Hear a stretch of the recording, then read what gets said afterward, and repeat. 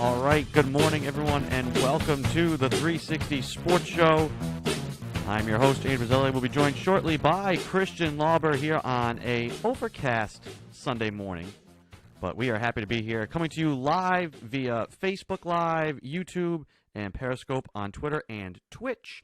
You can find us live every Sunday morning at 11 a.m., and if you can't catch the show then, you can like and subscribe on any of those channels, and you can also subscribe to the show as a podcast that we put out an audio-only version of the show every Sunday afternoon, so you can never, ever miss an episode. So we've got a lot to get to here today. The bubbles are coming to a close, so the NBA and NHL season are almost done. MLB postseason starts soon, and obviously the NFL is getting ramped up, and we're excited to talk to you about all of that. You can send us your thoughts and comments on the streams live, or you can email the show, the360sportshow at gmail.com, or through our social media platforms at 360 Sports Show. And if we don't get to it today, we will certainly get to it throughout the week. And with no further ado, let's bring in my co-host, Christian Lauber. Christian, how are you doing today? Hanging in. Another day you're on the show, and we got 96 days in 2020, so we're Woo! under the 100 mark. The double-digit watermark. That's what we've been aiming for. Now, I do have to ask you a question, Christian.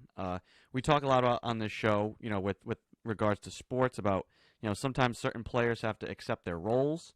You just have to know what your job is, and just focus on that. So far, a week in, how are you accepting your role as a married man? I have accepted, and I feel like I'm winning, honestly. So that's a good thing, you know. It has been not much different than before, so that's a good thing.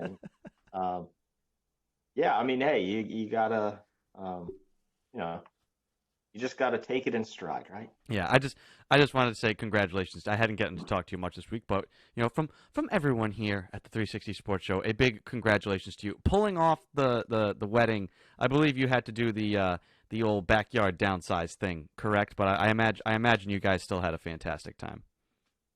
Yes, we did do the downsize to about 20 people instead of the 200, but such is 2020. That is the year we're having, and it was still really nice, and yeah, it was a good time. Even in the crazy year that we've had, it was still good to celebrate something.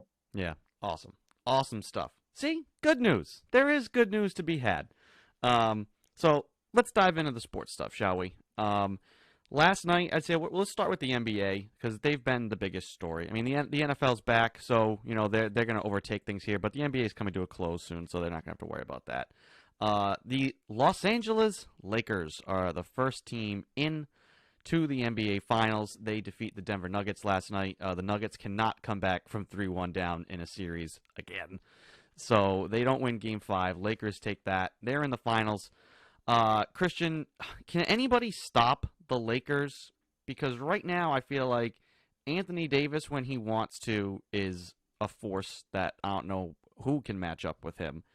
And LeBron, I think having that time off last year, having the extended break this year, he just looks so fresh and so explosive still for his age. And when he wants to, he just turns it on. He just goes to another level. 38 or 37 or 38 point triple double last night with like 16 rebounds. Can the Lakers be beat? No, I'm gonna say that the Lakers are gonna win the whole thing, and I don't want to say rightfully so. I mean, they've been one of the best teams all year. The only team that could have come through on that side would have been the Clippers to me, but they had their head on backwards, so it is what it is. But the Lakers should now win the whole thing, in my opinion. I don't see either the Celtics or the Heat, no matter who gets through there. Um, I don't see either of those teams beating this team right now. And LeBron, I mean, LeBron can go to another level that not many others can get to. He just took over the game last night with 3 minutes to go. You're up like 8, 10 points, and Denver still has a chance there. They can score in bunches with Murray and those guys, but LeBron just took over the game and closed it out. I don't see how LeBron doesn't take full advantage of this opportunity of being in his 10th final. 10th.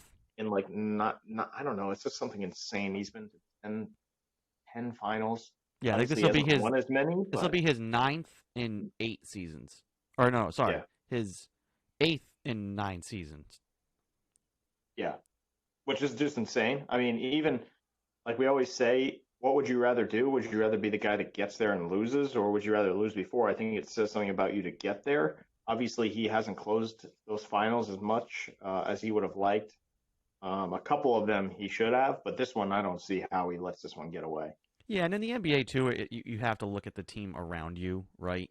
So like because it's so hard to get there in other sports, it's like if you're the Buffalo Bills, right, and you go 0-4, it's like oh man, like you couldn't just win one, like and those teams were Yeah, great teams, like really great teams, and those were just one of them, a guy shanks a field goal. I mean, they all have their own, they're all different in their own way in how they lost those games, but for LeBron, like some of those Cavs teams, he dragged them there. Like it yeah, required him being superhuman to get there. In 2015, he dragged that Cavs team there. Kyrie Irving goes down, no Kevin Love, and they get to Game 6, right? Like just unreal. There was arguments that year that even if the Warriors win, that LeBron should be MVP because he's averaging like a triple double and 30 points every night. Like it was yeah, ridiculous. Then they win in 16 and then 17 and 18 again. Like I mean Kyrie kind of helped out in 2017. But they get there and they get annihilated and then they get there the year afterwards and they get annihilated again by arguably one of the greatest teams ever assembled.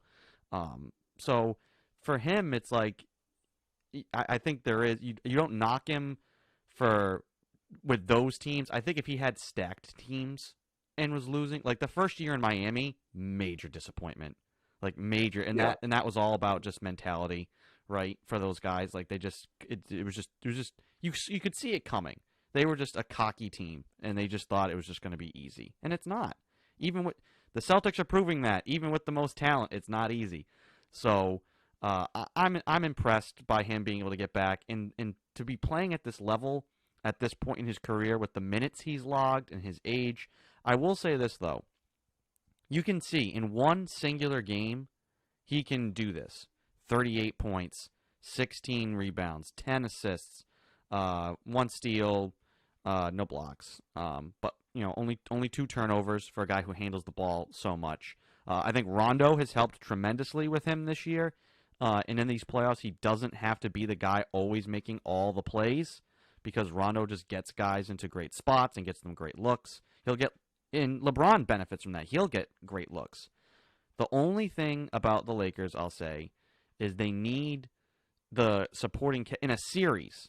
Now, the Nuggets, it's like, could you just not get down 3-1? Like that's going to be their message next year is like we just got to start better because in a long series, the only thing I wonder about the Lakers, and maybe now because it's the finals, LeBron can say, like, all right, we're here, I empty the tank. But it's about, at this point in his career, can he, the Lakers, they can't need this from him every night. They can't need 38, 16, and 10 from him every night, or they're not going to win. You know what I'm saying? Like, yeah, LeBron probably could do this for what, 3 out of 7 games? The rest of them, you need Rondo to step up. You need Anthony Davis to step up. You need guys like Danny Green and Caldwell Pope, to score. I mean, those guys didn't do much last night. So and the bench didn't do much. I mean, Caruso gave you 11 points. He hit a couple of shots. But I think in the course of a 7-game series, you can't be expecting LeBron to just give you what he gave you last night every single game. That's the only thing I'll yeah. say about the Lakers is that if you're relying on LeBron to be that every game, if you're playing a competent team, that's going to be a long series. Yeah, I mean, no doubt about it. Look, I don't think they'll sweep whoever comes through the other side here between Celtics Heat, but I don't see how either of those teams in a 7-game series beat this Lakers team if Davis and LeBron are going well here because they are playing really high level basketball, and even Davis last night had his ankle injury, but he was still 27 points. And I mean, they're good when they're good. They're hard to beat. Those two, and then you have the other guys. If the other guys can give you a little more, like you mentioned, oh, Danger, Will Robinson. Hold on. Go on, Christian. Finish your thought. I'm going to mute my mic. all right, yeah, I just think the Lakers. Honestly, I just don't see who beats them. I thought the Clippers matched up well. Obviously, they didn't get their heads on straight at all throughout the postseason and even the regular season. They just weren't that team. And the Nuggets are, while they have some good talent, I mean, Murray gave you 19 points last night. That's the guy. Jokic gave you 20, and Grant gave you 20. But to beat LeBron and Davis and that Lakers team, you got to have more from your stars. And a minus 10, 19 points in 43 minutes from Murray is just not going to get it done. And obviously, they're still young. So I just think the Lakers are going to come through.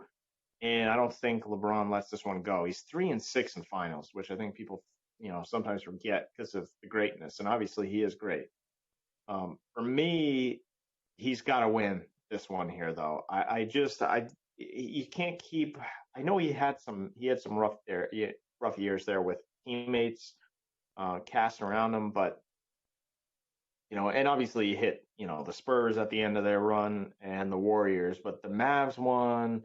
The loss to the Mavs was bad, and he's lost a lot here, so I don't think he lets this one slip by. And obviously, there's somewhat of an asterisk just based on this bubble situation and the year that has been 2020. But ultimately, I think LeBron comes through here and closes this out. They've been one of the best teams, if not the best team all year long, aside from Milwaukee. And either team, I just don't know if they have enough, star power against those two guys. The Celtics, I don't think, are ready yet. And Miami has a couple of guys that can do a lot of things, and they have some good secondary scoring with Hero and Robinson, and they can shoot the three, but do they have enough to match up with those two guys? I think the rest of the team for Miami would not be close to what the Lakers can give you. Between LeBron and Davis, if those two are gone, I just think forget about it. They're going to win in 6 games or five or 6 games probably. Obviously Butler's an X factor, but ultimately for me at this point the Lakers come through here, and I think they just win the whole thing. We'll wait for Andrew to get back here, but I'll start talking about the Celtics and Heat. I think, we'll go to the other side.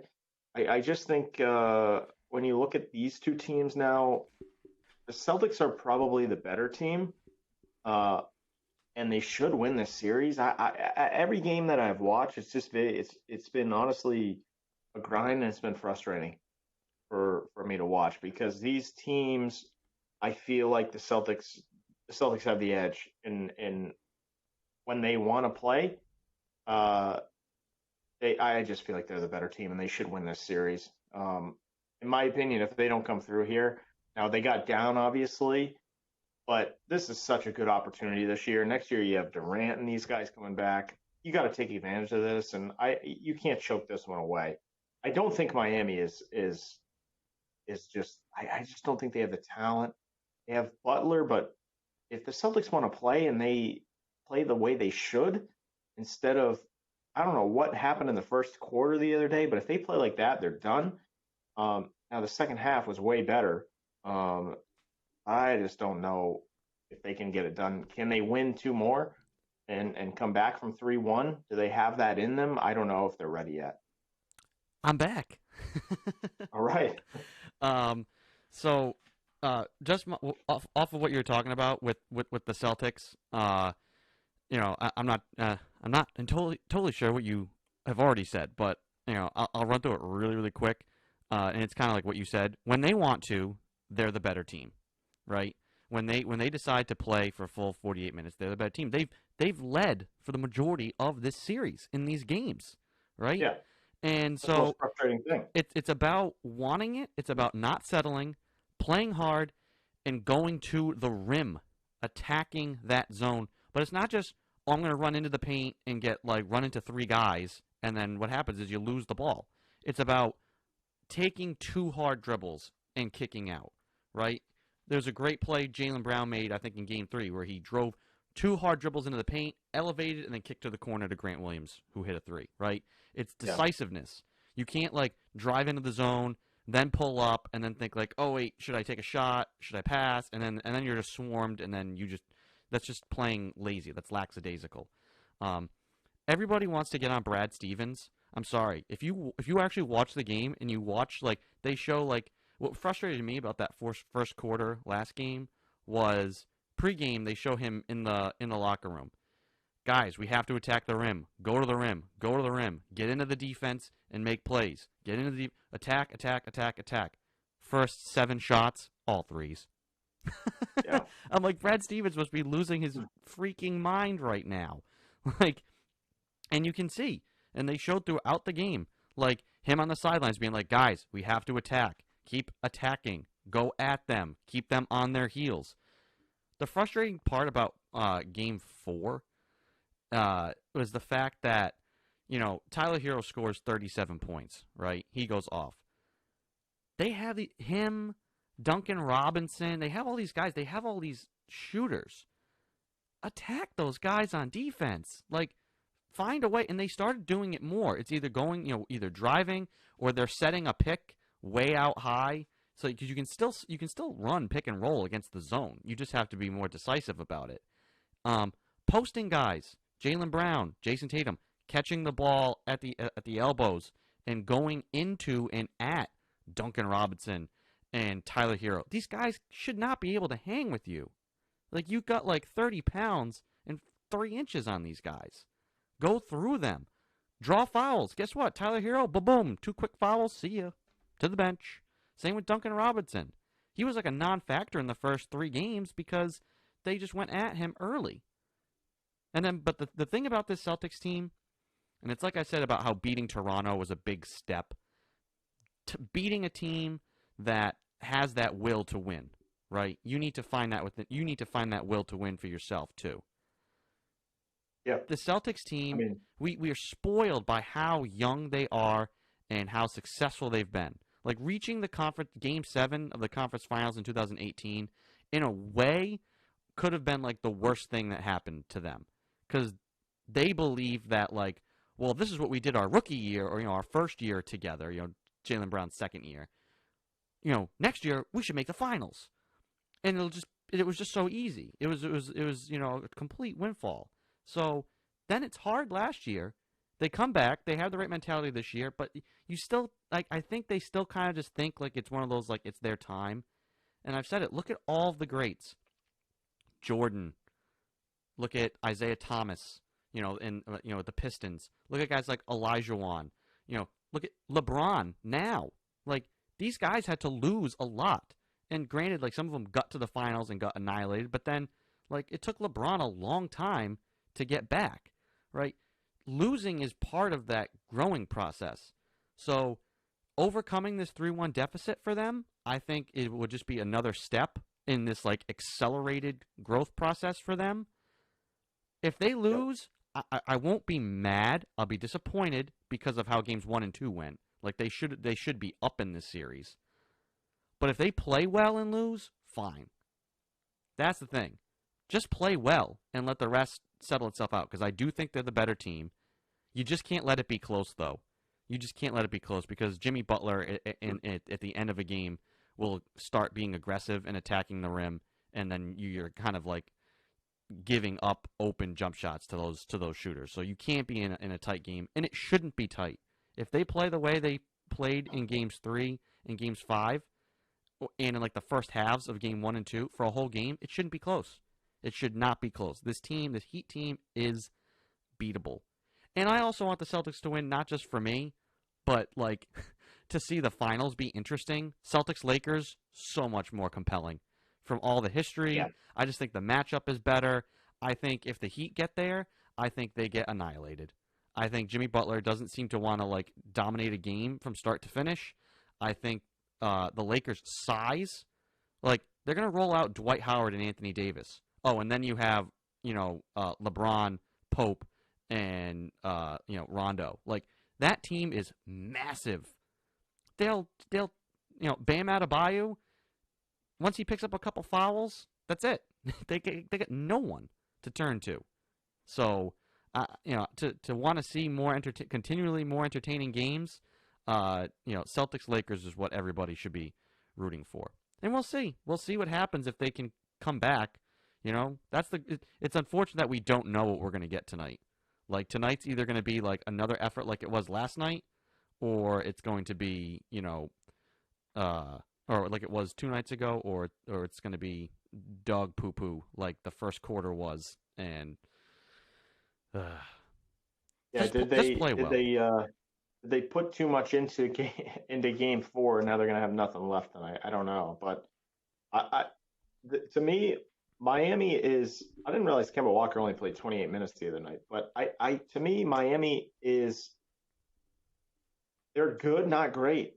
I think Butler is a very good number 2, maybe number 3 on a team, but he's not a number 1, not a true number 1 anyway. I think he's a very good player and he's a tough guy. He has grit and he, down the stretch, he's very good. He's not a shooter though. That's the problem. No, he's not. And the Celtics losing this series is just a fail to me. It's just I see the games and the way the Celtics are playing. They had chances in those first couple of games to kind of just annihilate this Heat team, and they just couldn't do it. And obviously the other day they did, but can they do that all over again? Because the first quarter and a half really was not great. So I don't know if the Celtics – I just don't know if they're there yet, if they're ready yet, truly. One other thing I will say is that Jaylen Brown – needs to get more touches and shots than Marcus Smart. If that doesn't happen, I think you're in trouble because it's been, once Tatum and Brown get going, I mean, they scored 59 points the other night and won the game going away. Those two guys will take you pretty far if you let them. And the minute Smart, I believe me, I love Smart, but the minute he starts chucking up threes for no reason is the minute I chuck my remote through the TV because it's just like, it's maddening because these guys – You move the ball and you drive and kick against this Heat zone, and they did what they did the other night, and they just annihilate them in the third quarter. And even on man, there's absolutely no reason why you can't switch something and get either Tatum or Brown on Hero or Robinson and just annihilate that matchup all night long.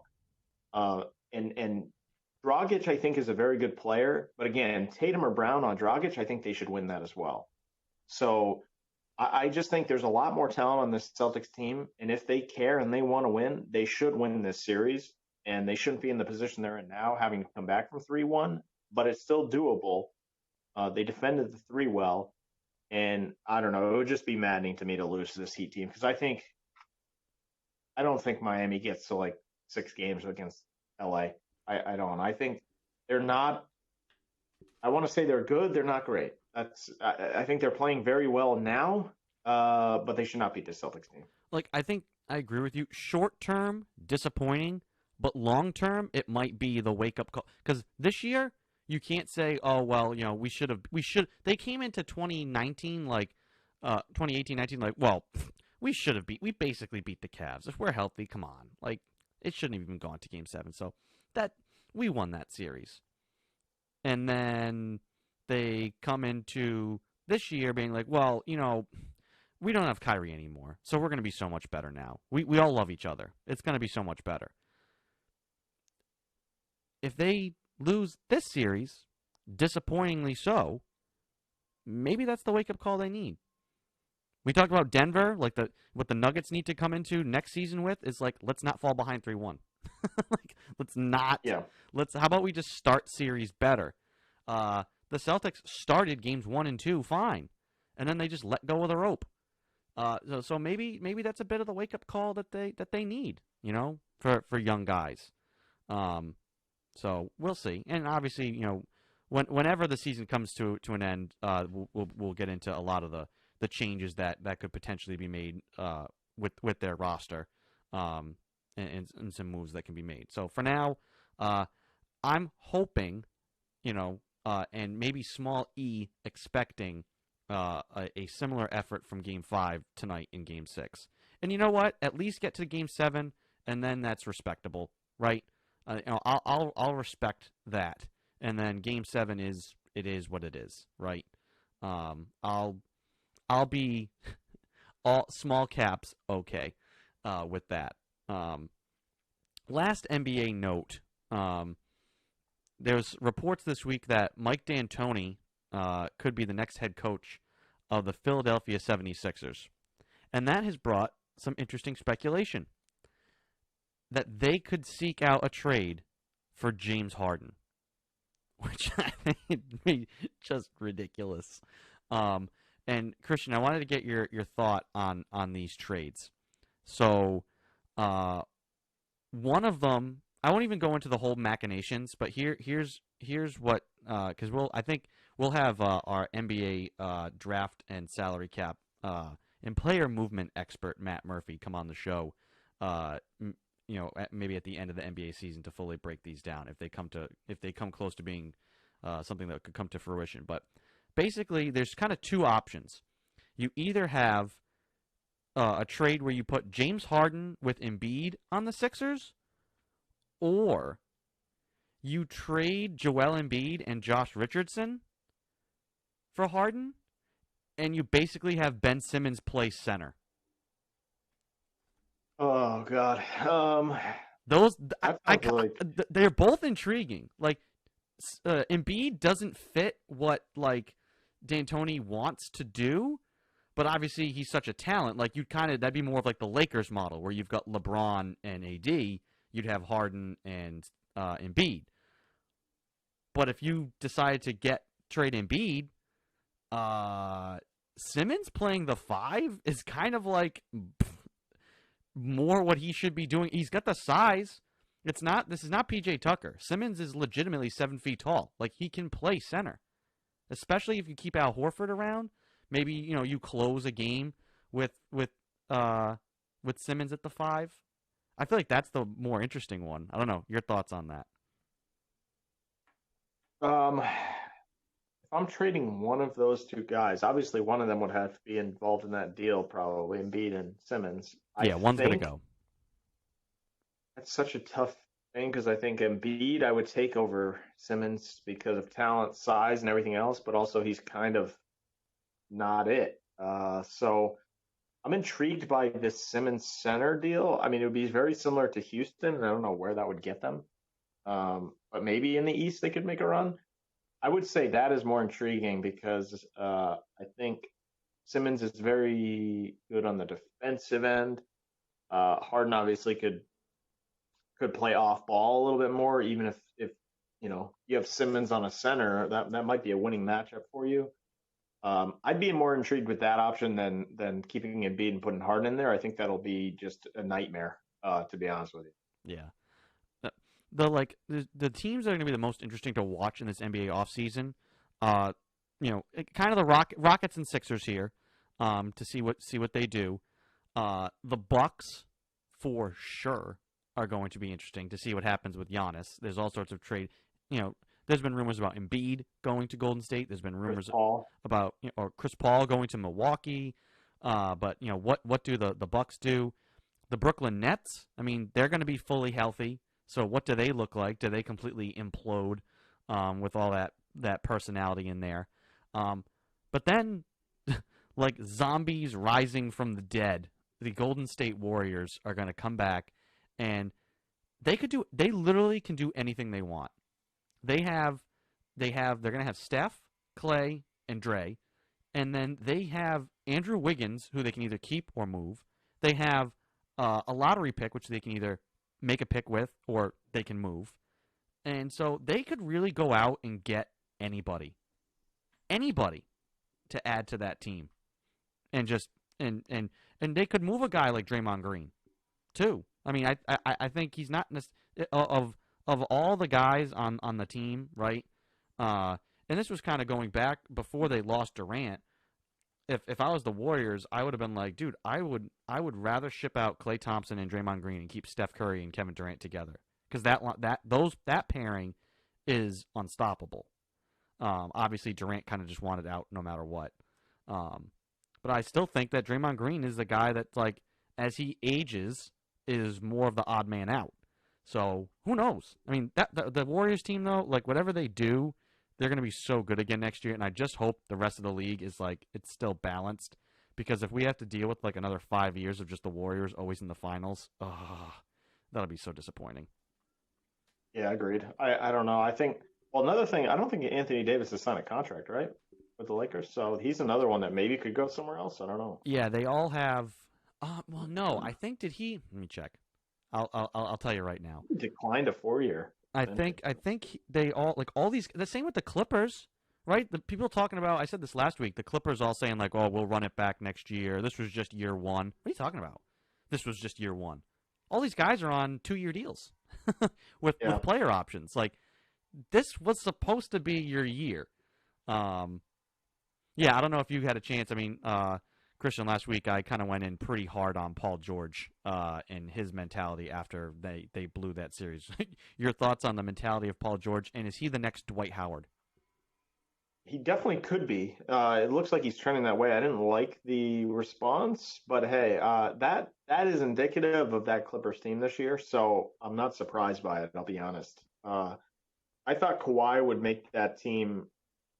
Ultimately, I thought he would take them through, but I think they were just a mess. And I don't know who the hell fixes that, what they do. Maybe they get rid of George. I don't know what they do, but either way, I don't like the mentality, and that is truly indicative of that team this year. So let me see. Anthony Davis is signed through next season. So next year he'll make $28 million, and then he'll be a free agent next July or whenever next season ends. That also came out this week. They're looking at probably a January start now, and it's just the 2021 season. The odd just to try and get more things in a row and let more things just kind of shake out, because maybe instead of having to do regional bubbles, they're going to watch the success of the NFL and MLB and say maybe it's possible if guys are responsible, who knows, to just have games in home arenas, fans or not. I also wanted to see when LeBron was signed through. So LeBron has 2 more years left. So those guys are staggered with their contracts. If for the Lakers with how they want to build long term. The other last thing in NBA before we move on is talk about the Nuggets and what they can do for the future. I'll tell you what. Christian, who do you think was the highest paid player on the Nuggets this year? If you had to guess. If I had to guess, Paul Millsap. Yeah. It's like, what? He made $30 million this year. Yeah, just stupid. See ya. I mean, like, he's good. I think he's he was good for them. Solid, right? Veteran, sure. Can give you offense, defense, rebounding. He's extended his range a little bit. But you have to look around at the West and the teams you're going to be trying to get through. Like, that was a problem too. The Lakers went big with Dwight Howard and Anthony Davis. I'm sorry, that puts Jokic in such a bind. Like, they don't have another guy that has enough size to combat both of those guys being on the floor at the same time. And so I'd rather take that $30 million, thank you very much, that's coming off the books for the Nuggets, and invest that in getting another long, strong guy to maybe put out there, and somebody with a little more length, and maybe you can use that money to keep and lock up long-term Jamal Murray, stuff like that. $30 million for Paul Millsap was definitely not the best return on investment for them this year. Here's what $30 million gets you. 24 minutes, 8 points, and 5 rebounds in the playoffs. I'm not sure that's worth it, but hey, each their own, I guess. I don't know. And he was solid he helped them a big time against the Clippers, but that's a differently built team. The biggest guy on the Clippers, was like Zubac, and Harrell is in there more often than not. So he's an undersized, he's an energy guy, and Millsap can body him and play with him. Paul Millsap cannot stop Dwight Howard. Like, that's just a different beast. So that's going to be huge for the Nuggets, is that they're going to have that money to play with to either extend some guys, to fill out that roster and beef it up. That team's really good. I mean, I've been saying this about Jason Tatum. I'm waiting for him to have superstar moments. Now he's putting up stupid numbers. Like right now, he has 5 games of, I think it's 25 points with 8 rebounds and 5 assists. Like, at least those numbers. He has 5 such games so far before the age of like 23 or something like that. There's some number where he's the only guy in NBA history to be doing this right now. Like, he's got more of these games than LeBron and Kareem and Magic Johnson. Like, that is some, special company to be in. And and it's good to see him, because of his length and his size, to be getting it done at both ends of the floor. But I'm still waiting for that, like, 40-point game. Like, or 50-point game. Like, that should be tonight, right? Like, Jamal Murray's had more of those games. He was disappointing last night. But by and large, this playoffs, Jamal Murray, oh my God. Like, that dude just, when he's on, like, you can't stop him. And, I'm just waiting for that from Tatum. I'm really happy about what we've been getting from him at both ends of the floor, and his numbers, like, they're solid. They're amazingly good numbers. But we get on LeBron this all the time. Like, LeBron can get 30 points, and you can say, like, he didn't play well. Like, Tatum, I'm just waiting for that, a superstar level effort. Give me the rebounds, give me the assists, but drop me 40 points too on, like, efficient shooting. Like, just have a insane night. I'm still waiting for that from Tatum. So. Yeah, I mean, look, I think Tatum is still 22. Like, that's just insane. But I don't know if he's there yet to take that jump. I'm waiting maybe another year or two. But I think you're looking at the projection anyway, is Tatum's going to be that next guy for the Celtics team. And him and Brown, that's your future right there. So yeah. So that'll do it for the NBA. If you have any NBA thoughts or comments, you can certainly comment on the live stream. Those come right to us, no matter which platform you're on.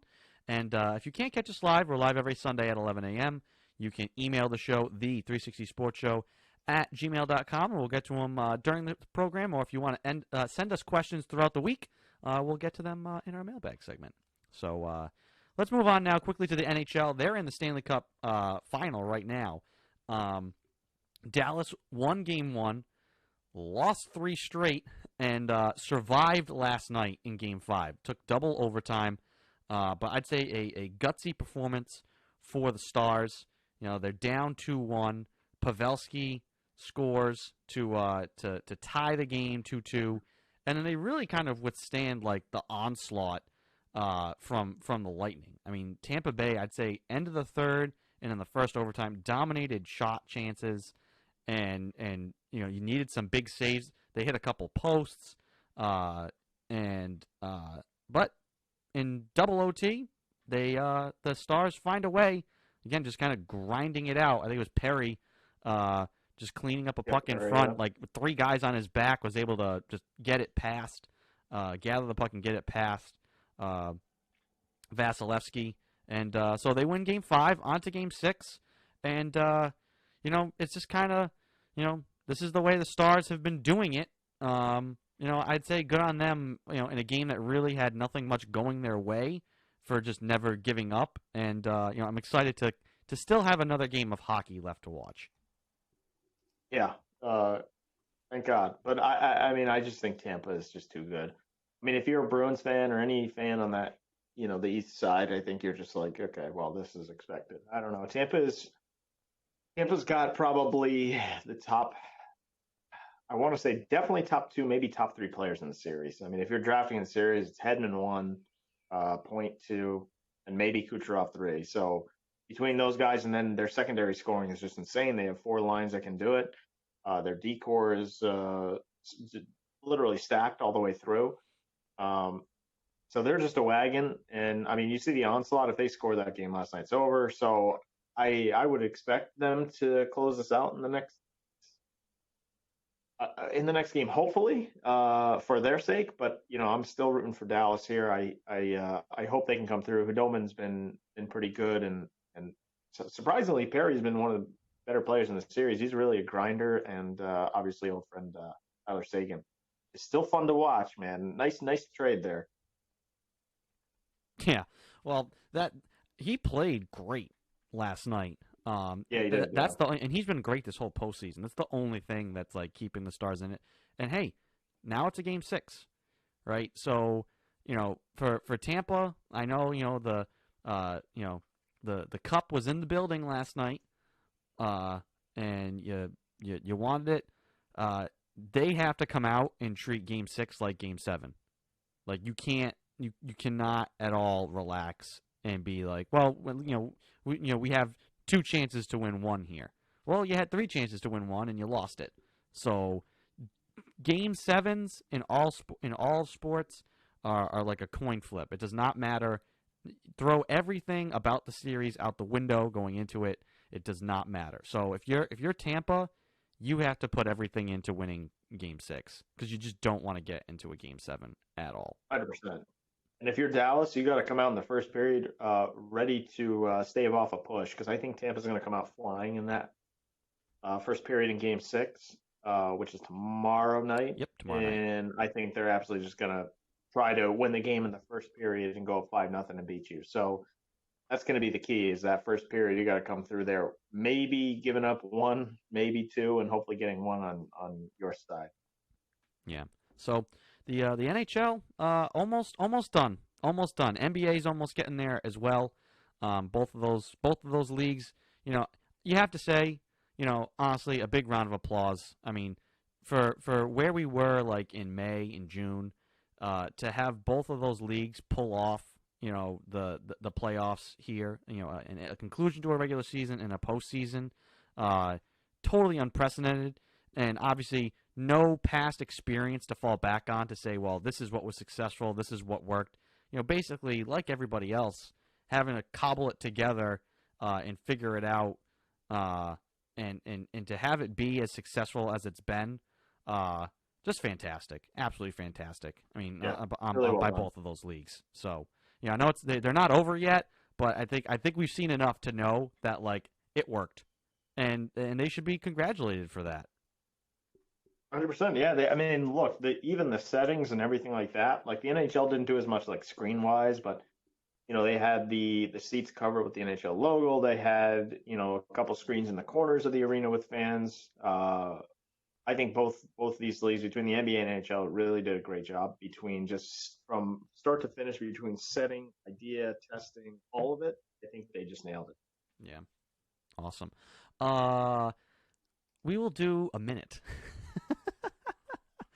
on baseball because, frankly, who cares? I honestly like what we've gotten with basketball and hockey right now. If these 2 leagues start playing in the summer, who is going to give one hoot about Major League Baseball?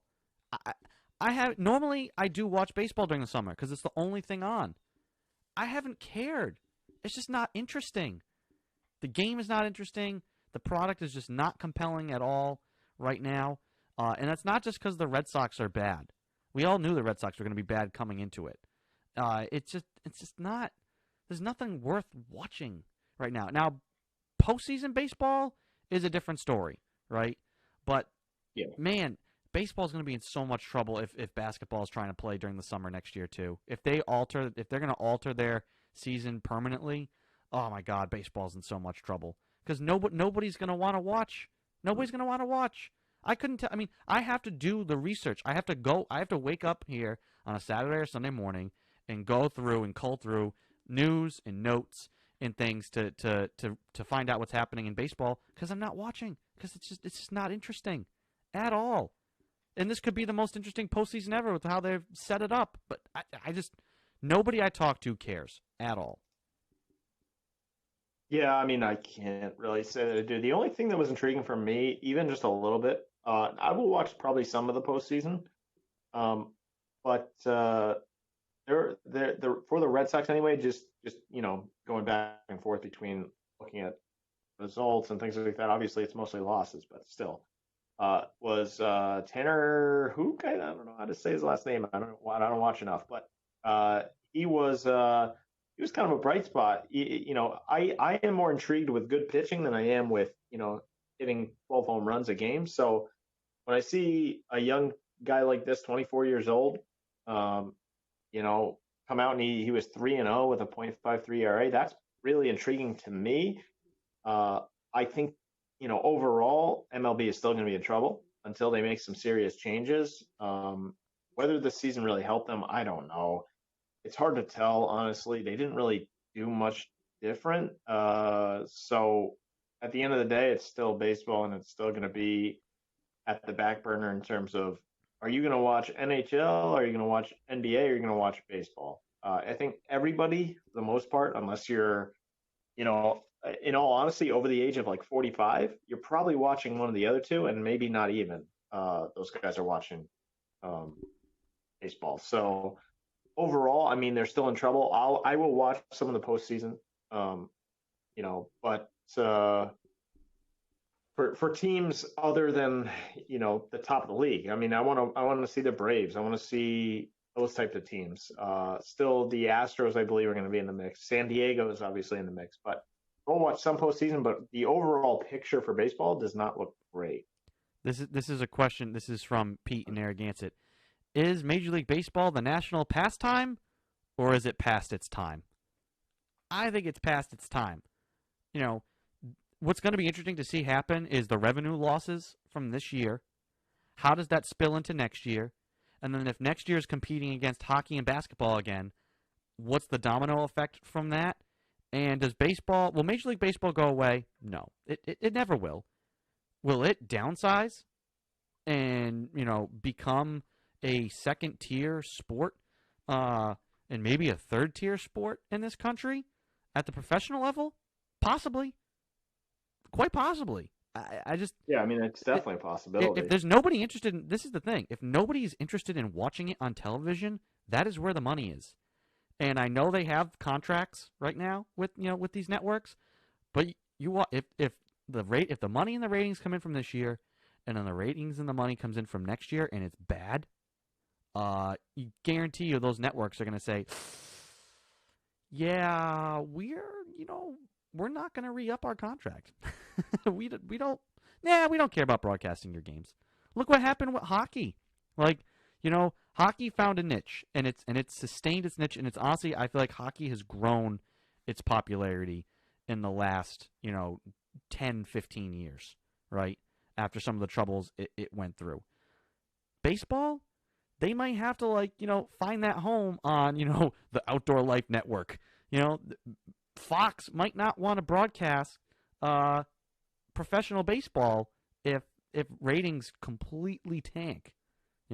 So it's going to be interesting to see. And the thing is, what's telling is everybody in the game is talking about these things. Players, reporters, people who cover the team. When you have guys like Dennis Eckersley, who've been around, who you would think would be like baseball purists, telling you, man, I don't know what's going on, but the league, they got to look at things. They got to find a way to speed this game up. They got to find a way to do something. They got to make changes. Like when the old timers and even people further back from him, analysts and stuff around, everybody around the game is saying you need to make a change. And if you don't make a change, that's bad. That's going to be so bad. Oh, And you know what? yeah. I'm fine with it. Professional baseball, I love the postseason. I love seeing the best at something compete at an elite level. Postseason baseball is exciting and it's compelling. But their regular season, man, it's just not at all entertaining. It's just not. Not at all. Not one bit. I'd rather watch college baseball than the pros because the game moves. The game moves. Yeah. Can't stomach 162 games of regular season Major League Baseball. Puke. Ugh. No, it's background noise, to be honest with you, and that's when there's no competition, right? So that's in April and beyond. But I mean, look, I don't think anybody in their right mind is going to be watching baseball over the other two, and if they're going to be competing at least for the next year, or maybe two, depending on how things go, then they need to make some changes. I just don't think Manfred is that guy. So and here's the thing too about a problem with baseball. Now, me and you, Christian, are at least semi-informed, and I think we might both struggle to answer this question. Who is the best team in Major League Baseball? Padres? That's just a guess. I have no idea. Exactly. You know, like the casual fan knows who the best teams are, right? You ask somebody who the best teams in the NFL are, somebody's going to rattle off like 3 or 4 names, and they're probably right as a casual fan. Same with basketball. You know who the best teams are. You don't know in baseball. Who knows? Because who cares, right? I mean, the Rays have the second best record in the league. Yeah. Nobody cares. The Dodgers are 42-17. But nobody knows. Nobody cares because there's no buzz around the sport whatsoever. Well, who are the guys that are recognizable? Mike Trout. That's pretty much it, right? I mean, look, I don't know who. If you're just like someone that's going to join in, are you going to know like Jose Abreu or Luke Voigt or someone like that? Or are you going to know just like, Mike Trout? That's the only player I know. Well, and that's the problem. There's just not much firepower. Well, and that's the problem too, is that these guys, like Mike Trout is the best. He is the best player in baseball. But he's so quiet, no personality, doesn't care. Plays with the Angels. And he's stuck in L.A. Like he's got the personality of Kawhi Leonard. The dude's just quiet. He doesn't. I don't know. Does he do any endorsements? Like most people, like you say LeBron James, everybody knows. You say Tom Brady, people know Tom Brady. You know, honestly, even in hockey, you drop some names, Alex Ovechkin. Like people know who those people are. Mike Trout? Who? It's not good when your best player is stuck on one of the worst teams and he's not marketable. That hurts your sport big time. Now, can a guy like Mookie Betts become that? And he's kind of a marketable guy, a young guy. He's also quiet though. But he's the same deal. He's quiet. Bryce Harper is really the one guy that is like, he doesn't have the stud power that, a Betts or someone does, but he's the guy that's marketable and kind of loud and he has a personality, but he left his team and they won a championship. Yeah, exactly. And now he's going to be in the same situation that Trout is. He's going to be stuck on the Phillies and they're going to not win anything. Because you know what the problem is? Here's the problem. Baseball is just become like a boys' club. These guys, it doesn't matter. It does not matter if they win 10 games or 110 games because they get their like $50 million. They need a salary cap. They're just happy to be there. They're just happy to be there. Happy to be there. Like it doesn't matter. It really doesn't matter. And you know what? It doesn't matter at the team level either. There's no incentive to win. There's zero incentive to win. Guess what? Like you said, Christian, salary cap, declining ratings, the money starting to dry up. All of a sudden, you're the Rangers, or you're one of these teams at the bottom, who you're the Pirates, who it's just been easy to be like, we'll just tank, we'll just get draft picks. We share all the revenue from the TV money, so who cares? Maybe we don't have to pay people to stay here. We'll just let guys go. We'll just be factories for the top 5 spending teams every year. All of a sudden, now you have to be competitive. That's part of the problem too. There's no incentive at the player at the team level to win. There's just none. You look at some of these teams, and how often does it change? Like the teams that are good, it's just like the same teams over, and it takes a team like, the Mariners or somebody getting that generational talent to like turn it around for like a decade. Or you're a team that like comes in and decides we're going to be like the Astros and we're going to suck, but we're going to build it with this young talent and then we're going to cheat because we want. You don't cheat. you only cheat if you want to win. So at least they want to win. Yeah, I guess. Yeah. You don't cheat to lose. Not all these other teams. There's just no. You just look at me, just like, ugh. These teams, they're just gross. Who wants? It's just a job. You're watching a league of people who it's a professional sport, but it's about the job. It's not about winning. That's what I feel. They got the highest salaries in professional sports, and off they go. Yep. That's pretty much. Yeah. So, anyway, that's enough MLB talk. Let's get to the NFL, and let's go. The way I want to do this, Christian, is because we've been making our picks each week. You had a good week last week. Week 1, not so good for you. But week 2, you make a comeback. I'll say what we'll do is we'll go through our picks for this week, and in doing so, we can talk about each team as we go. So I'll leave the Patriots to the end. But this week we'll start with, we've got Chicago at Atlanta. Oh my God! Did you get to see any of that Dallas-Atlanta game? It was wonderful.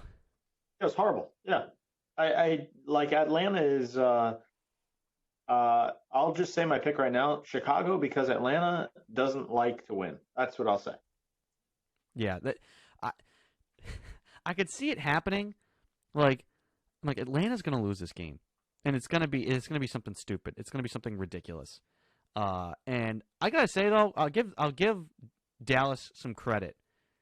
That onside kick is like, it might be one of the best that I've seen. Especially with today's rules, it was genius. You know. Yeah, I don't think there's a mite in there. I think that's one of the best kicks I've ever seen. Like, honestly, you know, you kick the ball in that way, and it's just like spinning like a top, and you got the Falcons afraid because it looked like it wasn't going to go, because you're taught, you know, the ball doesn't go 10 yards.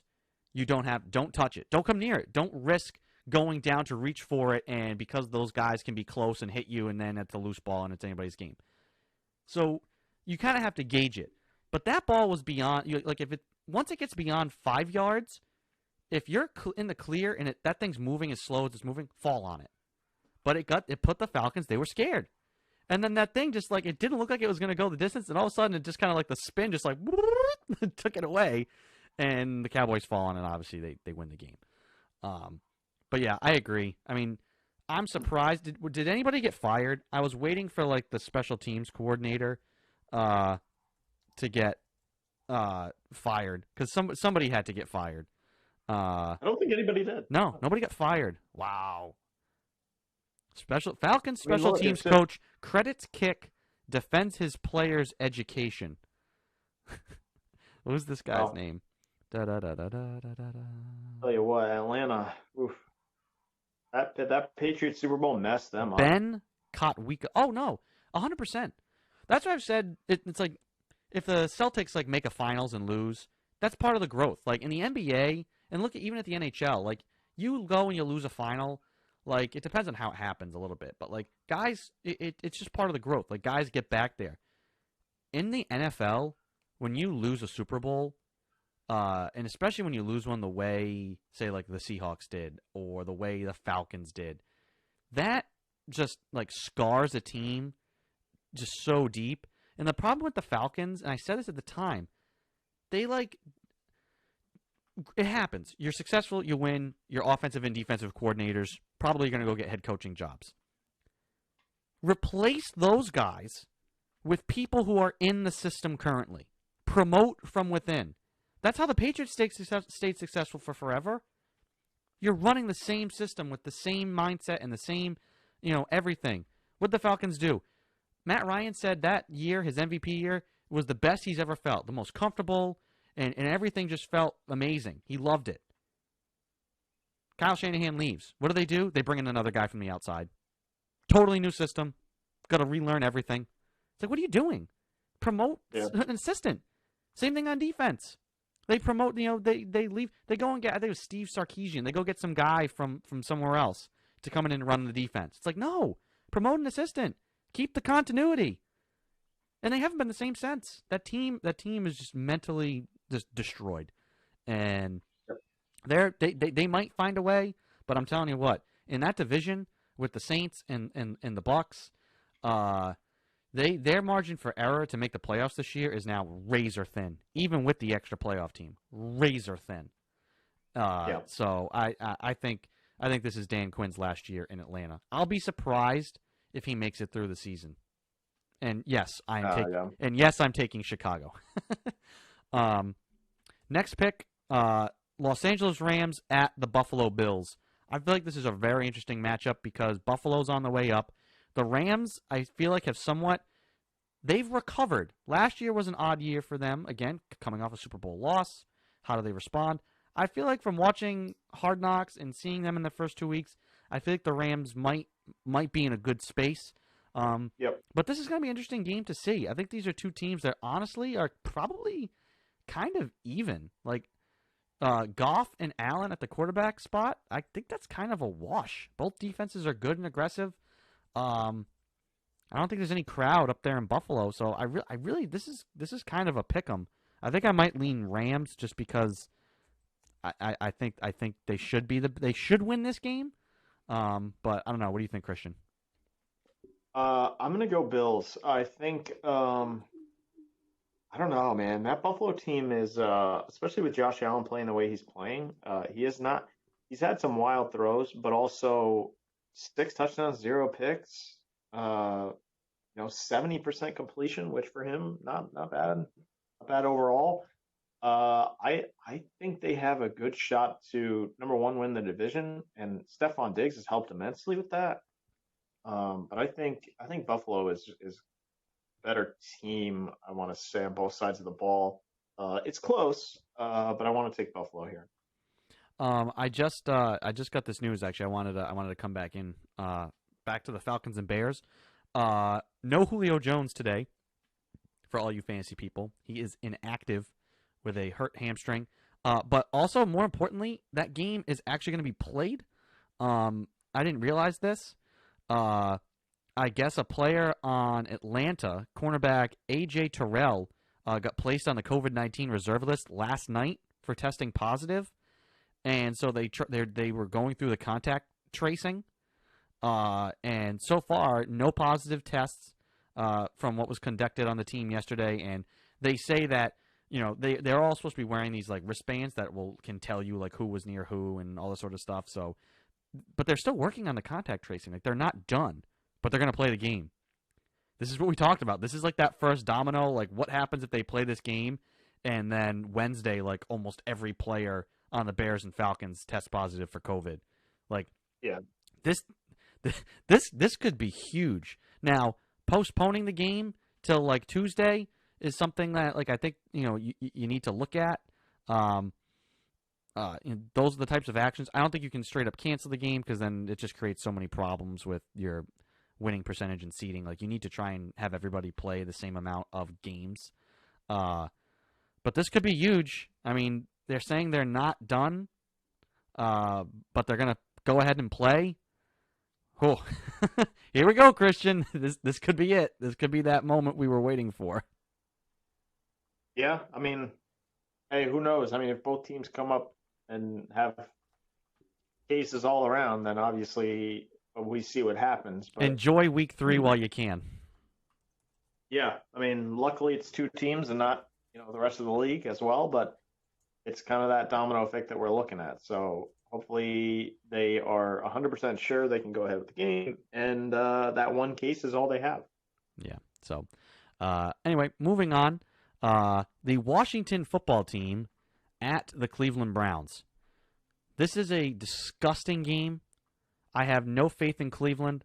I'm going to be picking against Cleveland every single week this year until they're like 9-2, and I believe in them, but I don't believe in them.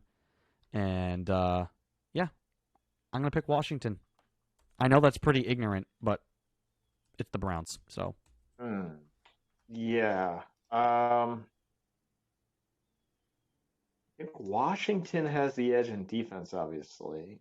So that's a worry, but they got absolutely waxed by the Cardinals. So I will stay clear of the Browns as well, and I'll go Washington. Nobody likes Cleveland. Tennessee at Minnesota. Man, is Minnesota the biggest disappointment to the season so far?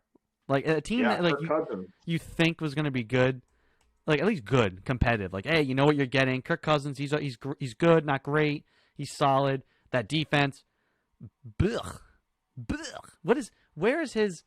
Let me pull up NFL passing Cousins has leaders. been bad this year. Like I know, and it's only 2 games, but it's terrible.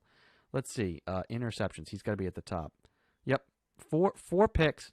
His quarterback rating is 61.9. Yeah, not nearly good enough. Oh, that has to be worst, right? That has to be the worst. I would imagine so. Yeah. Let's see. Yeah, the guys below him: Nick Mullins, Chris Jones, Russell Gage, Andy Dalton. Guys who have like thrown like 1 pass. He's got the worst quarterback rating out of guys who out of starters. Absolutely pathetic. Tennessee all the way. Yeah, I'm going to take Tennessee as well. No way I have faith in that Minnesota team right now. Yeah. San Francisco at the Giants. This is so interesting. The Niners played the Jets last week and then just were absolutely apoplectic about the field and the conditions, that like the field was the reason that all their guys got hurt. And now they have to come back and play on that exact same field again. Hey, you want their inactives? I have it up here right now. Garoppolo, inactive, knee. George Kittle, knee. D Ford, back. Greg Greenlaw, quad. Raheem Mostert, knee. And a tackle, and Witherspoon, hamstring. So yeah, they're decimated. Yeah, terrible. They are in trouble. Now we had been in talks. We had been in negotiations to have Dr. Mark Murphy come on this weekend to talk about the NFL injury thing, but we decided to wait because he said, you know what, it's just only going to be worse next week. Why have him on early? We all know, like he on the 360 Sports Show, he predicted this back in June and said that it's going to be bad. So why not let it get a little worse and have more to talk about? So sometime in the future, it's either be next weekend or maybe even the weekend after, depending on how bad it is this week. We're going to have Dr. Mark Murphy on to talk about the injury thing. You can certainly go back, and we've linked it. We've retweeted it out a whole bunch of times. He called this back in the early part of the summer that it was going to be bad, and it has been. It's already bad. It's already really bad. And hopefully last week was the fluke, and it gets better. But I don't think it is. I don't think it is either. And I assume, are you going to take the Giants in this game, Christian? Because I am, because of that inactive list. God, I hate the Giants too, though. I think they blow. I'll stick with the Niners, honestly. Alrighty, let me mark that down. Niners. Here you go. This one's ugly, even though I already know who I'm picking. Cincinnati at Philly. Philly's another one of those teams that's just wildly disappointing. Like, yeah. Every year I feel like. But I love Joe Burrow. I said I'm going to go 0-16 picking the Bengals this year. So Cincy. That's a tough one. Yeah, I think I'll go Cincy too. The Eagles have flat out sucked, so I don't think I can pick them. Well, Kirk Cousins, passer rating 61.9. Want to know who's just above him? Carson Wentz. I'm going to get Carson Wentz. 64.4. He's also thrown 4 interceptions. What happened to him? Like injuries, and he has not been good since. I mean, Nick Foles took over and played his tail off, and then they went with Wentz, and hasn't been great. So. Yeah, bad. So yeah, both taking Cincy. Houston at Pittsburgh, must-win game for the Texans, and Pittsburgh's a good team. This is a must-win for the Texans. You can't fall behind. You can't fall into the 0-3 hole. This is a show it to me game for the Texans. Pittsburgh, good. Again, not great. I don't know. This is a tough game. Yeah, Pittsburgh's solid. I'll take Steelers. I think they just have. I mean, they have a bunch of guys inactive as well. Not any big names, but Houston. I don't know if Houston. I think they need to make a change there somewhere. Maybe the coach. Well, like I said, that's why I was surprised that Deshaun Watson decided to re-up when like Bill O'Brien's still there. Like, I feel like their ceiling is kind of where they've been getting. Like, they're gonna win 10, 11 games, make the playoffs, be in the divisional round, maybe get to a conference championship. But honestly, I just don't. The way they're constructed, I don't see them going any further than that. They just don't. They're missing something. Even though I think Billy O is a good coach, I just think it's like one of those times. It's like you've just kind of run your course in a certain situation. I certainly think he could get a head coaching job somewhere else. If he were let go, I don't think he'd be one of these guys that has to go back and be a coordinator somewhere for like another 10 years. I think he's good enough to land a head coaching job somewhere else if he wanted it. Who knows? Maybe he'd be like, enough of this. Yeah, I'm gonna go Pittsburgh. I just think they're better put together right now. So Pittsburgh. The New York Jets at the Indianapolis Colts. If you want to pick what could be the ugliest game of the week, I think it's that, because you got Sam Darnold and you got Mr. Interception himself, Phillip Rivers, and pick City in that game. I feel like this is just going to be one of those sloppy games. I don't know. I don't even know who to pick. Normally, I'd say the home team, but there's no crowd. I don't know. I'll take Indy just because I think the Jets might be the worst team ever assembled. So. Worst team ever assembled. I'd say the 2008 Detroit Lions. No, but at least they had Calvin Johnson. Maybe that Browns team that went 0-16. That's the worst team ever assembled. Yeah, that's true. Yeah, I'm going to go Indy as well. Carolina at the Chargers. Chargers, easy one. Yeah, but can we talk for a minute about what happened with Tyrod Taylor? That's insane. Yeah. That is absolutely insane. I mean, I can't believe the report was, the doc, getting this shot, before the game, and, there is a risk because the doctor doesn't know where the needle's going. What? What are you talking about? He's a doctor. He should have a good idea of, like, what's there. He should know anatomy. He should know what's where and what he could be poking. Like, yeah. I mean, it's a freak thing, but, like, oh, my God. And that's why, like, I feel like they're in a bind now because Herbert played so well, and he's going to play again today. And, like, you don't want to, like, have Tyrod lose his job. Dude, I feel so bad for that guy. That dude just cannot get a break. Yeah, I don't think he's very good, but that is super unfortunate. That is one of the craziest stories I've ever seen, honestly. A team doctor doing that? That is, I don't know how you have a job if you can't, like, how does that happen? I don't know. You best believe that guy, like, anybody else, like, I'm surprised he's still their team doctor. Now, they've come out in support of him, but, like, again, that's a scenario where it's like, dude, head's gonna roll. Like, somebody has to get sacked. Somebody's gonna go, or it's like, hey, we're not firing you this week, but quietly, you're going to resign. Because what players, just because of, like, what player is going to trust you? Like, I just feel like you just totally lose trust in that situation. Yeah, I don't know how you gain any. That's for sure. Hey, so and so, go and get your cortisone shot. Yeah, Doctor so and so, he'll give it to you. I ain't going. No, I ain't getting a shot from that guy. No way. Go see the personal doctor. Somebody joked that, like, that guy was like Justin Herbert's, like, second cousin. Something. What's the mob connection there? Conspiracies. Doc, wasn't this supposed to be for my ankle? Why are you putting it into my rib? Yeah. That story was insane. But yeah, I think we're both gonna take the Chargers. Tom Brady at Denver. Yeah, that's Tampa. Yeah, they're gonna win that game. Denver. I am going with the upset. I still think... Too many injuries on that Denver team. I know. Tom never plays well in Denver. Doesn't matter when, doesn't matter how, doesn't matter how bad. He loses to Jake... Starting today. He loses to Jake Plummer in Denver. It doesn't matter. I just think Who's starting today? I still think you have Driscoll. I don't care who's starting. No Judy. No Jared Judy. Um, here's the thing with Tom.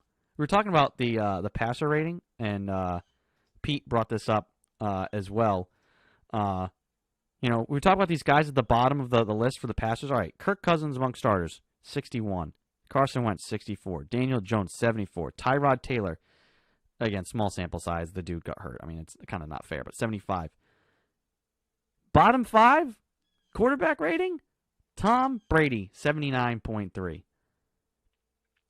And I know some of that is on the guys he's playing with, and they're not on the same page, and yada, yada, yada, and all that jazz. But guess what? The results are still the results. Like, this is just how they're performing right now. Do I think this is who they'll be the whole year? Nope. Right now, though, not good. Not good at all. On the flip side of that, Cam Newton's got a 96.8 quarterback rating. And he's been good. We'll get into the Cam Newton versus Tom Brady stuff when we get to the Patriots, because I do think it's an interesting conversation. But yeah, I just think Tampa is just not ready yet. Not ready yet. They won last week, but it was against the Panthers, who I just think not. That team is going to be good maybe in a couple of years, but they need to like overhaul that roster big time. So Tampa 1-1, lucky to be so. So I'm going Denver, upset. I want more angry Tom. I want to see that frustration build. Detroit at Arizona. I think Arizona might be the best young team in the league right now. Yeah, I like Arizona too. I mean, Kyler Murray is fun as hell to watch, and DeAndre Hopkins is helped big time. And yeah,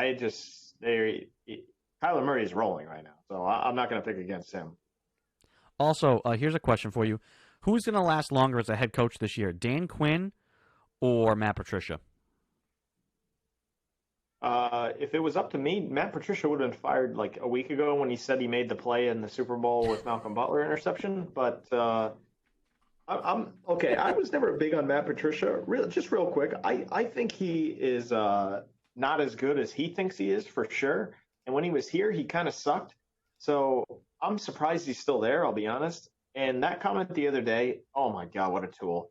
I'm not going with Matt Patricia. I think he'll be fired before the end of the year, no doubt. Isn't it striking though? Like all these guys want to try and be Belichick, right? And I think that's part of the problem. They're not enough of themselves when they leave. They try to be Bill too hard, which is completely what Patricia's had tried to do from the get-go. But what's the one thing Bill always says? Players win games, coaches lose them. You hear him after the Super Bowl talking to guys like, it's a player's game, talking to Edelman like, you guys made all the plays. It's all on you. Like, you know, we try and put you guys in the best situation, but it's the players who make the plays. At the end of the day, you know, the team rests on their shoulders and their fortunes, blah, blah, blah. Would Bill Belichick ever freaking say that he made the Malcolm Butler play? What? Why not? I think of one of the best fourth quarter plays of all time. Oh, dude, now. Patricia, were you out there on the field? I'll tell you what, you could give Matt Patricia a 10-yard head start. Matt Patricia could have lined up off sides, and his fat rear is not making a single play. I bet if you let him line up like 5 feet away from Russell Wilson and say, set hut, he could not get a sack. Come on, man. That is just that's ridiculous. For a guy, it's one thing if you were a player. It'd be one thing if he was a player and he went back and said like, "Hey man, I made one of the greatest plays in Super Bowl history." Like if he was Deion Sanders, or if Malcolm Butler was a coach, and now was coaching and had like, dude, I made plays in the Super Bowl. I've been a coordinator. I've made big calls, and I had the guts to call like an all-out blitz. You know what, dude? Brian Flores has more Stugats because you want to know why? When the Super Bowl was on the line, what did Flores do? All-out blitz. We're coming after you. Yeah. What is Matt Patricia famous for? Rush 4, 2 deep safeties, play it safe. That's what that's it. Even when they decide to get after it, it was like stunts, disguise, two guys coming from a side you didn't see coming. They they never got after it. You know, their defenses were the typical bend but don't break.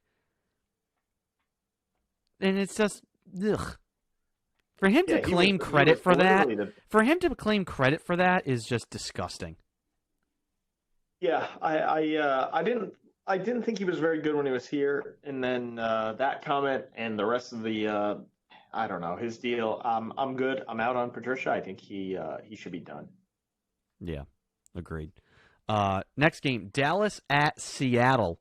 The Cowboys basically saved their season last week, I think. You know, them being, you know, with the talent they have, if they started 0-2, just a completely different feel. And I feel like winning that game against the Falcons, especially the way they won it, it's just one of those things like they're going to look back like they could win a Super Bowl this year, and you say like that our season turned on that one kick, on that onside kick. Like that changed everything. In Seattle, you know, we saw last week, you know, no crowd. You know, I feel like the Cowboys are going to use a blueprint from what the Patriots did to the Seahawks last week. I don't know if Russell Wilson can, you know, throw 3 more touchdowns that are like laser guided missiles. I'm going to pick the Cowboys in this. I think offensively they're better than the Patriots are, and they can do all the same things. Ezekiel Elliott, much better than Sony Michel. I think Dak can run just as much as Cam did when needed. I think the wide receivers that the Cowboys have are better. I think their defense can perform probably to the level that the Patriots did last week, and the Patriots defense couldn't do much against Russell Wilson. But a throw here or there, you know, isn't completed with complete absurdity. I'm picking the Cowboys. I think they have momentum. I think they're hyped, and I think they have more than enough talent on both sides of the ball to beat the Seahawks. While they have the talent, they don't have the execution. I'm going to say Seattle. Russell Wilson is just absolutely insane. And until he loses, I'm gonna stay with him. Okay. Green Bay at New Orleans. Everybody's expecting this to be a really great game. I don't think it's going to be close. I think Green Bay is going to blow the Saints out of the water. Aaron Rodgers, I think if this was last year, Aaron Rodgers, just ho-hum, happy to be here. I'm the man. I'm going to do it all. Blah, blah, blah. Same old, same old. I think the Saints win. Aaron Rodgers is playing with a freaking edge. Yep. That dude knows there's a guy sitting on the bench behind him that's coming for him. And he's playing like it. Shades of Tommy Garoppolo. Exactly. Great comparison. And so I think the Saints, while they're a great team, I think Breeze might be done. He's looked, you know, Tom Brady's played poorly, but you look at it and say it's just about execution. It's about chemistry and about them, you know, executing plays. Nothing about arm strength, nothing about lack of mobility. Drew kind of looks like he's like starting to noodle arm it.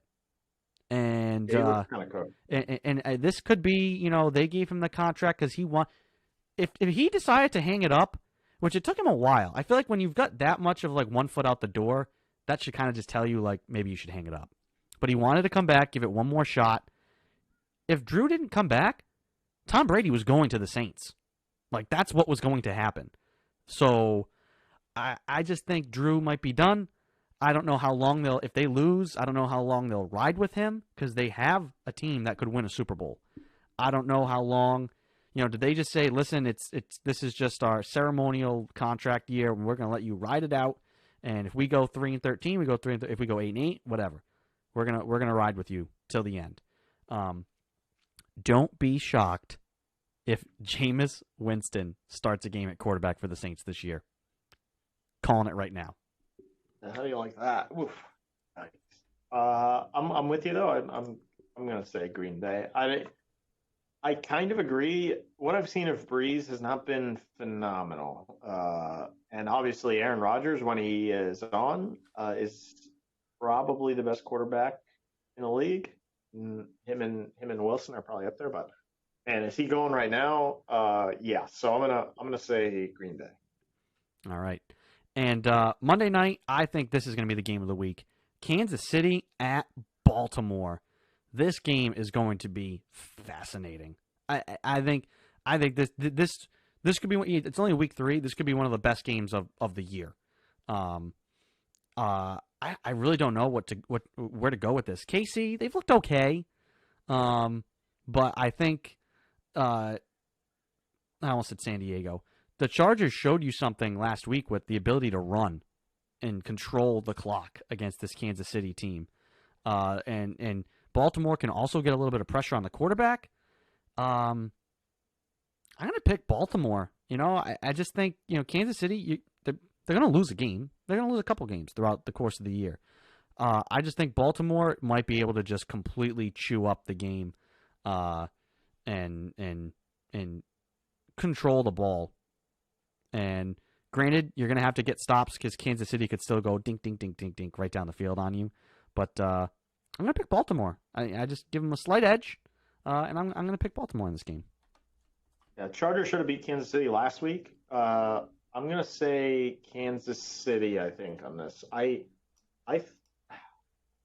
want to say Baltimore, but without the crowd there, I think Kansas City has a better chance, and I think they come back out this week and they do a couple different things, and they will win that game. But that should be a very, very good game.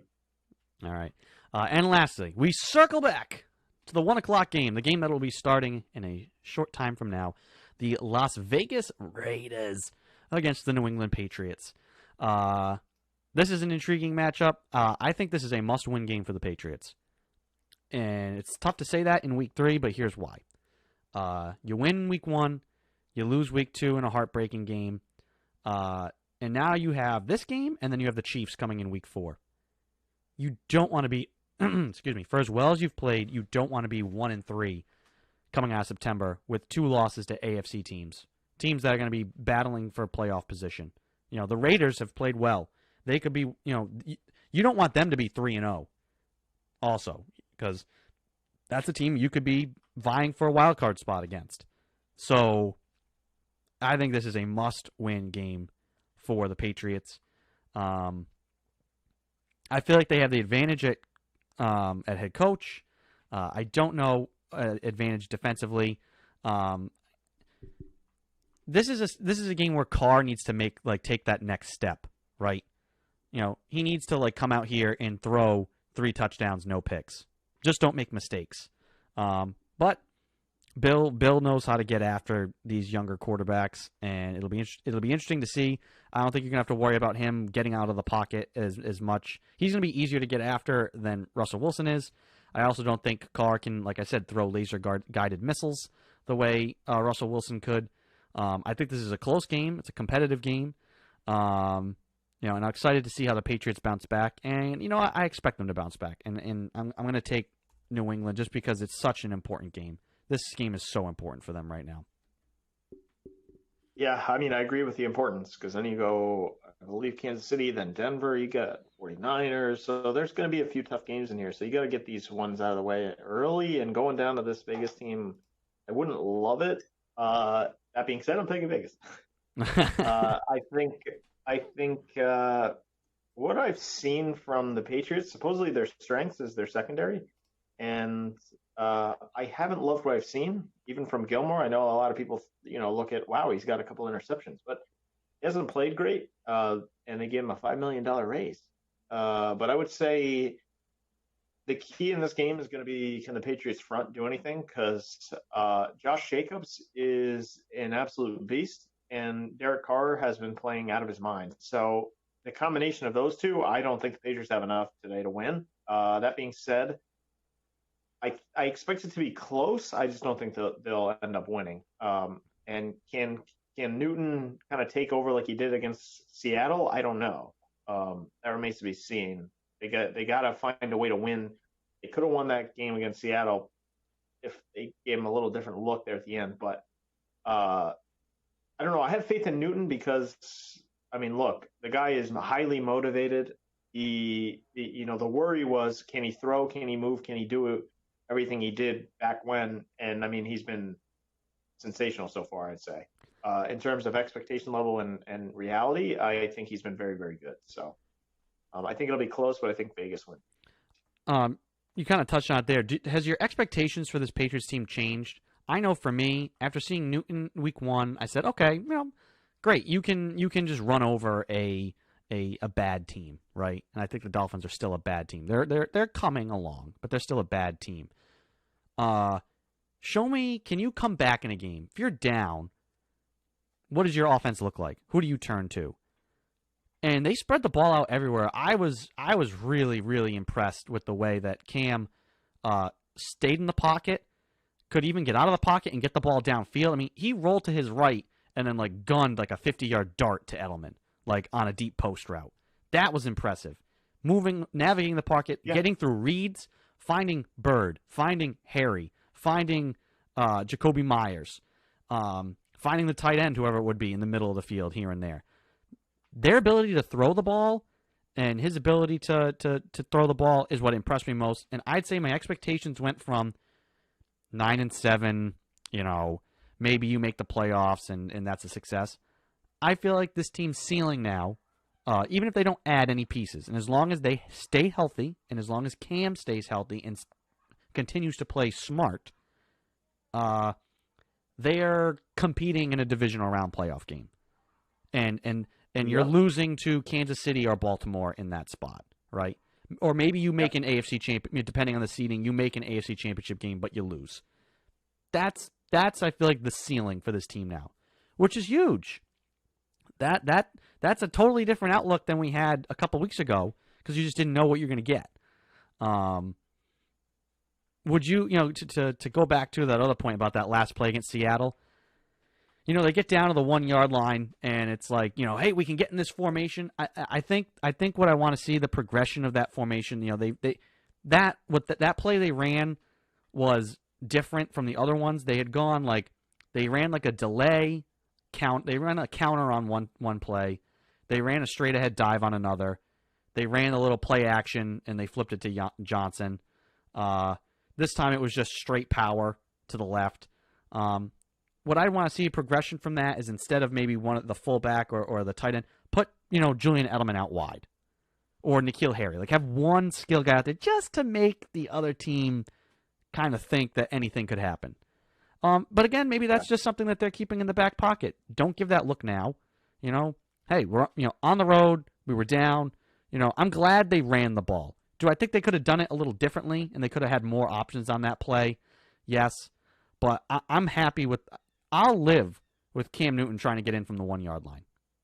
And honestly, if one guy holds his block, that's a walk-in touchdown.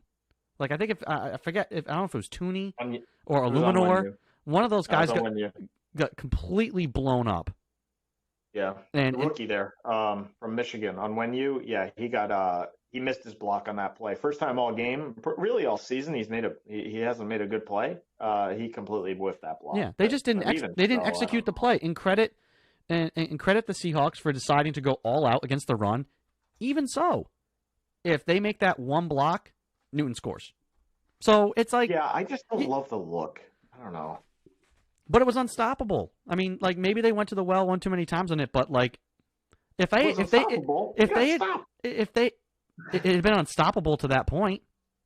But hey, nothing is unstoppable. Let me tell you. When they got down to that, if they came out all right, spread formation, Newton in the gun, and I hate I would hate it a bootleg. If he rolls right, I always hate that because then you just cut off half of the field.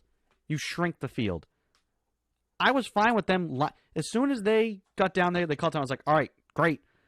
Bring in that power formation. Now, would I have liked something that was maybe a little quicker hitting? Instead of trying to do power, you don't need to do power there and pull that guard around because then you're just leaving a gap for a guy to shoot, right? I would have just gone just everybody block a man and Newton just go charge ahead, But them putting all the big guys out there and trying to say, listen, we're going for it. We know we're running it. Let's see who wins.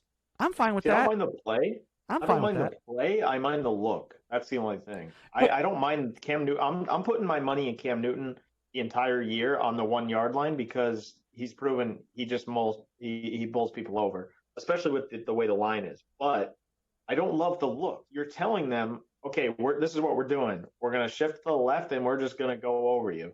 And you give them a chance to say, okay, this is the only play they can run here. And I think Newton had a way to get to the right side as opposed to the left.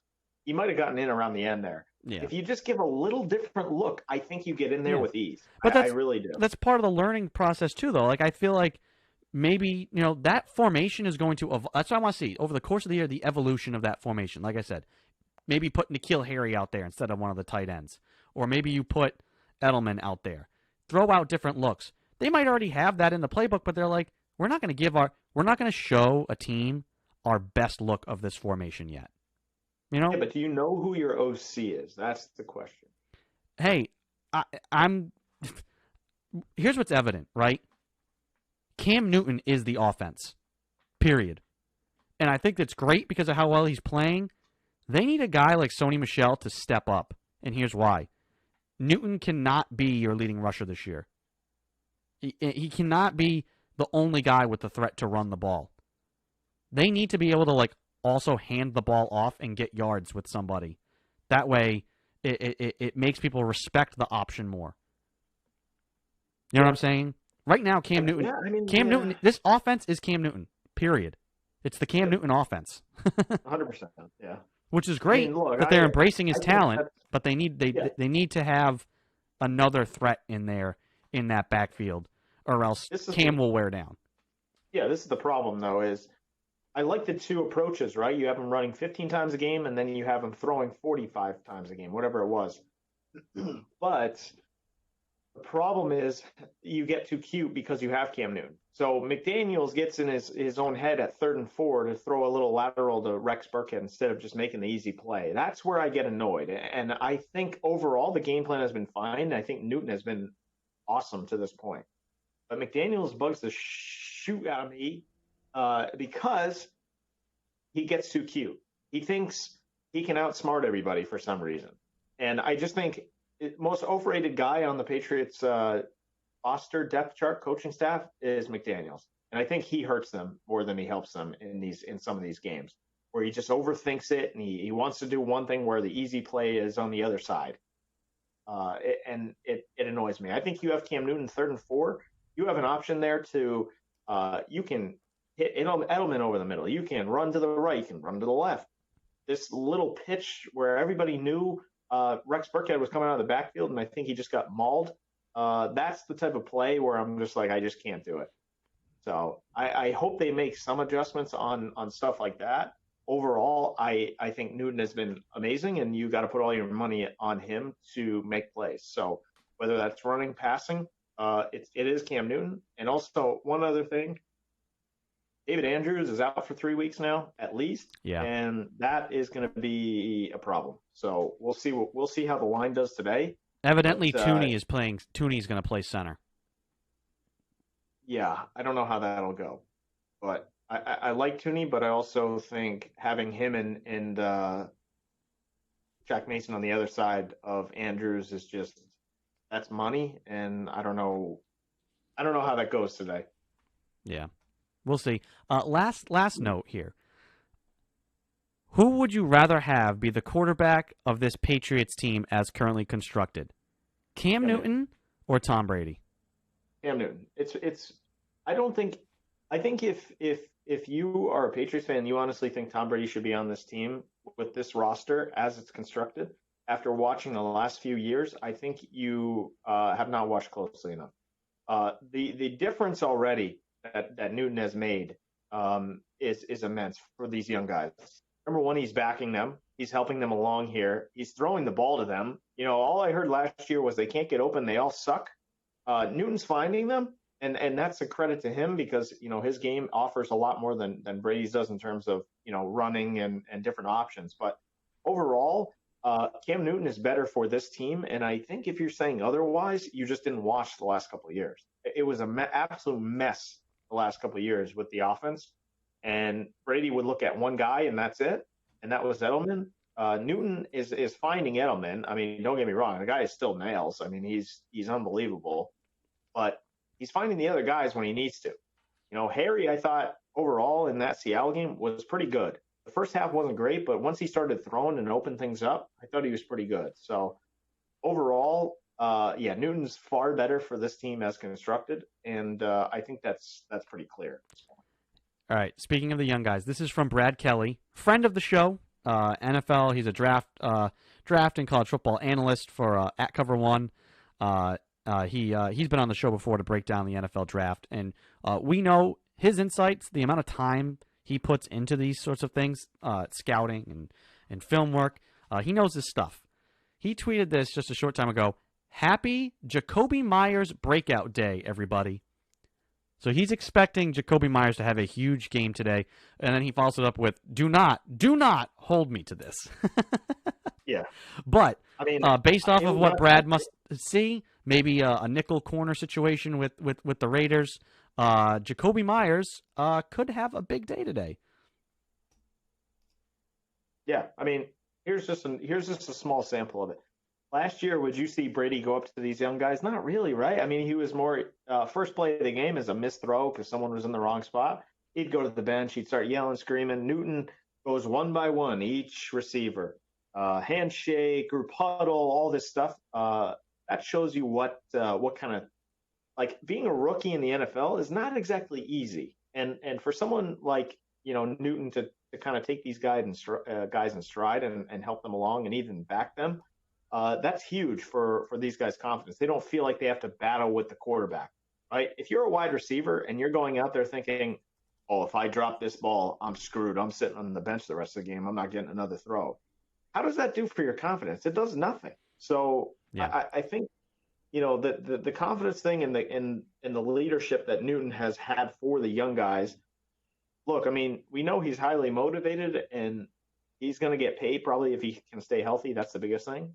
But the way he's helping along the young guys, that goes a long way that you don't really realize when you're just looking at it. Yeah, no, I agree. There was, in the Tampa Bay game, there was that wide receiver who, like, he was running wide open down the left sideline and the ball hit him in the helmet. And then he was out there on the next play, too. And I was like, if you're the Panthers, don't even cover that guy. You don't need to. Tom will not even look his way. Yeah. Exactly. That kid should have just ran to the sideline and just turned in his jersey right there. Yeah, 100%. Yep. Doink. Yeah, no, I agree. I just think Cam, for this roster, for these young guys, and the thing is, like, he's in it with them, right? It's all new to him, too, and they're all learning together, and they're working together. Like, to him, like, these are my guys. This is who I have to work with. I think, Tom, you're spoiled. You're there for 20 years, expectations of winning a Super Bowl. At one point, you had Randy Moss and Wes Welker, so it's like, when you're working with N'Keal Harry and Jacoby Myers, you're like, oh, I want better. But at some point, we knew this was going to come. They had to rebuild. And did any of us really see Tom Brady being part of a rebuild at age 43? No. So, and honestly, I don't think he would be good for a rebuild. And he's clearly not. Clearly wasn't. And isn't. So, but that's just going to be the story all year long. I'm glad they don't play at the same time, so you get to watch one and then the other. And judge them against each other, even though that is actually impossible to do because of all the variables. Yeah. So fun. But yeah, that'll do it for today's show. Like again, we've said all along, we're live every Sunday at 11 a.m.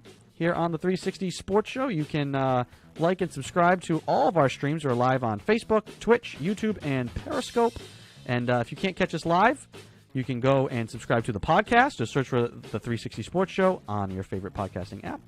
And never miss a show. And you can send us your questions, comments, thoughts, concerns, gripes, or picks, or games to the 360 Sports Show at gmail.com. Christian, great to have you back. I hope you had a restful and enjoyable week. And now you can go stress out over the Patriots and Game 6 tonight between the Celtics and Heat. Nothing like it. I can't wait. I love watching the Celtics. Yeah, it's great. All right, folks, that'll do it. Everybody enjoy your week. We'll talk to you again next Sunday at 11 a.m. Take it easy, everybody.